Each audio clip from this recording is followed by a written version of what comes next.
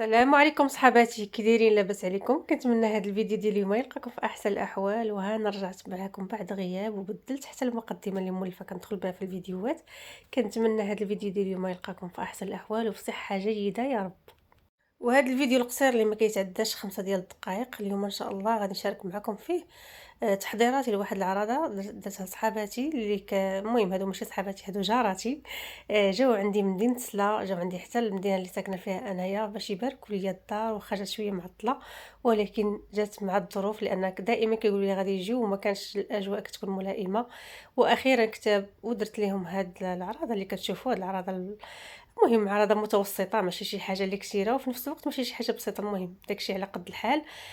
شارك المهم جيت نشارك معكم غير التفاصيل ديال هادشي، وان شاء الله غادي نشارك معكم هادشي كله بالتفصيل. صراحه ما صورتش، ما كنتش ناويه نصور الصراحه. حتى بديت كنحط في الطبق ديال التقديم وجات جارتي كتعاوني وهي تقول لي واش صورتي لنا هادشي، وانا نقول لها لا راه ما صورت حتى شي حاجه، وهي تقول لي ضروري تشاركي معنا هادشي ان شاء الله، حيت خصوصا هاد الدجاج بواحد الحشوه اللي كتجي رائعه. وهي تقول لي المهم قالت لي على الاقل صوري غير هاد الاخر، صافي وبديت كنصور. ومن هنا جات الفكره ديال هاد الفيديو، وان شاء الله ان شاء الله مره اخرى غادي نشاركوا معكم بالتفاصيل، لا الدجاج ولا الطريقه ديال الطياب ديال هاد الخضره اللي كتشوفوا. المهم هنا كما كتشوفوا معايا، هنا راني كنحط ديك الخضيره اللي صوتيت. المهم هاد الخضره كامله طيبتها بواحد الطريقه اللي هي جد بسيطه وكتجي بنينه، وان شاء الله غادي نشاركها معكم بالتفصيل في فيديوهات، فيديو من الفيديوهات القادمه ان شاء الله. وحتى الدجاج راه كيجي اكثر من رائع، وخصوصا كما قلت لكم بواحد الحشوه اللي لداخل مختلفه على الحشوات اللي كنشوفوا في المواقع او في مواقع التواصل ولا حتى في القنوات اللي مختصين بالطبخ. داكشي علاش قالوا لي ضروري خصك تشاركي معنا الدجاج، وخصوصا انه كيجي لذيذ بزاف وكيجي طايب مزيان. المهم هنا كما كتشوفوا راني كندريتي في الطبيله في الطبق ديالي، والدجاج بهاد الطريقة أو بهاد الحشوة اللي درت في هاد العراضة هادي، أنا فايتة صراحةً.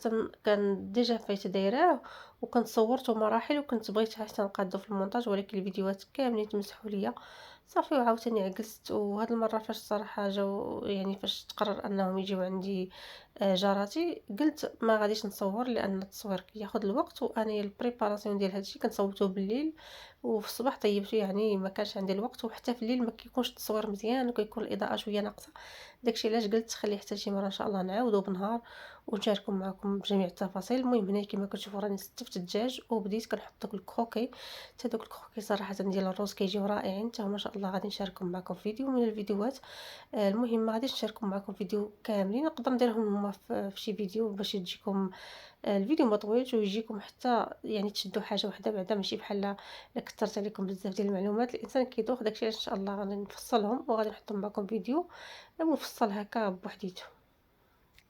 والمهم هنا كما كتشوفوا معايا من بعد ما حطيت داك الكروكي صافي الطبق ديالنا كيكون واجد، كيجينا على هذا الشكل هذا. صراحه هذا الطبق هذا راه كامل متكامل يعني، وش نقول لكم طيب بطريقه صحيه لانه طيب كله في الفران ما فيه لا زيت لا حتى شي حاجه، خصوصا كاين فيه غير زيت البلديه.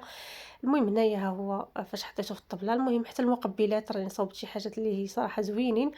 المهم ان شاء الله كلشي غادي نشاركو معكم في الفيديوهات القادمه. كنتمنى منكم غير التشجيع وتخليو لي التعليق ديالكم على هذا الفيديو. وهنايا غادي ندوزو للكوتي. المهم هنا في الكوتي كنصوبت واحد الحلوه او واحد الكيك اللي صراحه كتجي زوينه، هي هذه حلوى ديال بخاليني بالكركاع. وان شاء الله هذه غادي نحطها لكم فيديو لانني صورتها، حيت اول مره صراحه كنديرها وقلت ضروري خصني نعقل على المراحل ديالها.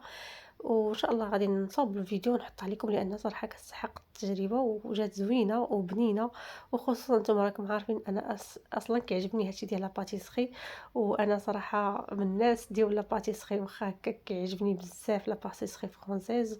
وان شاء الله كما شاركت معكم وصفات سابقه غادي نشارك معكم حتى هذه بالتفصيل. المهم هذا هو الشكل ديالها. صافي هنايا غادي نحط لهم غير الكوتي وحطيت داكشي اللي قسم الله. المهم هنايا كنحط الطبيله. صراحه كنا مازالين شبعانين لان الغدا ما تغديناش شويه بكري وخلاص بغاو يمشيو وكان خصني ضروري ندير لهم الكوتي. المهم هنايا كما كتشوفوا راني كنوجد في الطبيله ديال الكوتي كما كتشوفوا معايا. صراحه دازت واحد الجليسه اللي زوينه واسترجعنا فيها الذكريات ديال جورتنا. المهم هكا صراحه هذه هي الجوره المزيانه، وكنقول لهم شكرا بزاف حيت جيتو عندي، ودائما ان شاء الله نبقاو نجمعوا واخا المسافات. المهم هنا غنخليكم على الاخر ديال الفيديو وغادي نقول لكم بسلامه. الله يعطيك الخير سعاد، فرحتي بينا، ما متعاوده ان شاء الله. متعوده الجواز ان شاء الله ديالك حره مالكي. باقي نتعاود كاريه وداكشي كنشوف شنو هي حره كاريه بيت ماشي ما تشهدش حدا ديالك تحتيهم فوقي. ما شاء الله. انا حتى تمنيتها ان شاء الله هي حره حره حره يا